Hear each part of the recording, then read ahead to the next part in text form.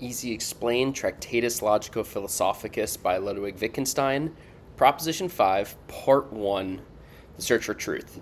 So Proposition 5, a lot to unpack here. It's a little bit longer. Going to split this up into two parts. And I'm just giving this first part the title of The Search for Truth. It seems fitting given how much we're going to work with both truth functions and truth operations. We'll break those down for Wittgenstein, kicking off with Proposition 5 itself. So here Wittgenstein starts this whole section with a proposition is a truth function of elementary propositions. An elementary proposition is a truth function of itself, meaning when you have a very simple statement, fact, right? For example, let's just use it is raining. When it is actually raining, and we can observe that, we can communicate it using those signs and symbols, it's true. It's going to be true in and of itself. That itself is the truth function, very elementary proposition, simple. We're going to start from there. We're going to build from there. So let's go into proposition 5.1. Here Wittgenstein says that the truth functions can be ordered in series. This is the foundation of probability theory, right? So we can think of like a large language model here, right? Think of a generative AI. What it's really doing is connecting the dots between the most likely sequences, words, signs, symbols that would come next based on databases, figures of speech, language itself, right? It's a system. So it's learning as it goes. So are we when we're speaking. We're building truth functions. We're putting them together, these elementary propositions, building more compounded, complex ones. We can put them in a series, same way that probability works. But we're going to nod to Hume here, moving into proposition 5.1361. That being said, we cannot infer future events from present ones. We have to stay in the present with this. We can't predict the future. This is like Humean customs. Superstition is the belief in the causal nexus. So sure, there's probabilities, but we can't know the future, right? Wittgenstein is going to nod to Hume. He's going to agree with Hume. He's going to say we got to stay in the present when we speak about our language.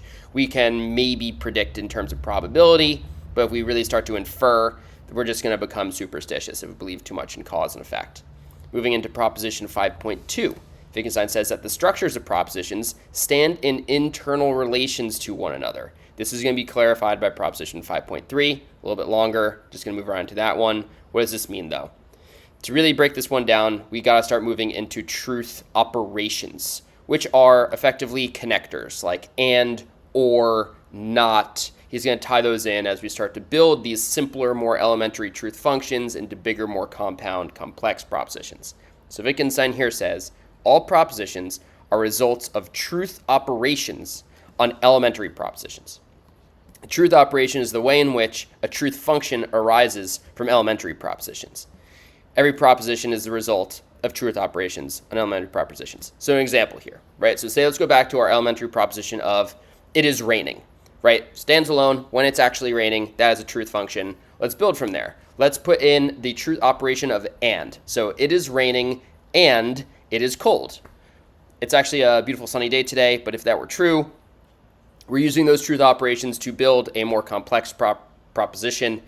So we're seeing a more full and sustained description of reality arising from these elementary bits. We are building them together with truth operations, giving rise to a more fuller truth function. And that's really what proposition 5.3 is getting at. Moving into proposition 5.4, conclusion from this. This shows that there are no logical objects, no logical constraints. A bit more on logic here, moving into proposition 5.473. To clarify that, Wittgenstein says logic must take care of itself.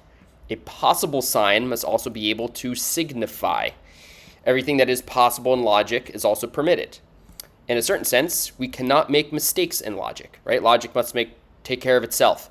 If we are doing logic, thinking logically, following logical arguments, right? Things are sound, they're valid, they're connected, they have their own truth functions, they're being built with truth operations.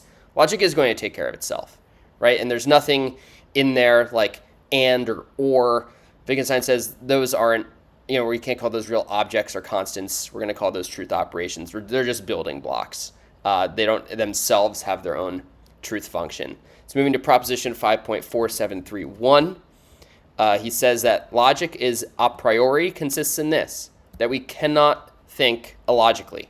If you are thinking, right, in signs, in symbols, and it is aligning to reality, you can't have illogical thoughts in that sense, right? If you're thinking logically, we got to be cashing out on reality here. Before we wrap up this first part of Proposition 5, I do want to jump back to Proposition 3.328 really quick to reintroduce Occam's razor. We're actually going to round out this section by revisiting Occam's razor. So if we go back a couple propositions, Wittgenstein brought it up by saying that if a sign is not needed, then it is meaningless. That is the point of Occam's razor. If everything in the sign language within symbolism works as though a sign had meaning, then it does have meaning. And to bring in Occam's razor itself, from a long time ago, William of Occam said that do not multiply entities beyond necessity. Don't overcomplicate things. Right? So let's round out Proposition 5, Part 1, the search for truth here, by revisiting Occam's razor. So here Wittgenstein says that Occam's razor is not, of course, an arbitrary rule, nor one justified by its practical success. It says that unnecessary sign units mean nothing. We're going to stick to that. Signs that serve one purpose are logically equivalent. Signs that serve no purpose are logically meaningless. So he's doubling down on this, we're revisiting it. Hopefully that helps to clarify what he's doing by building truth functions, using truth operations to create more complex and hopefully more true propositions from elementary ones.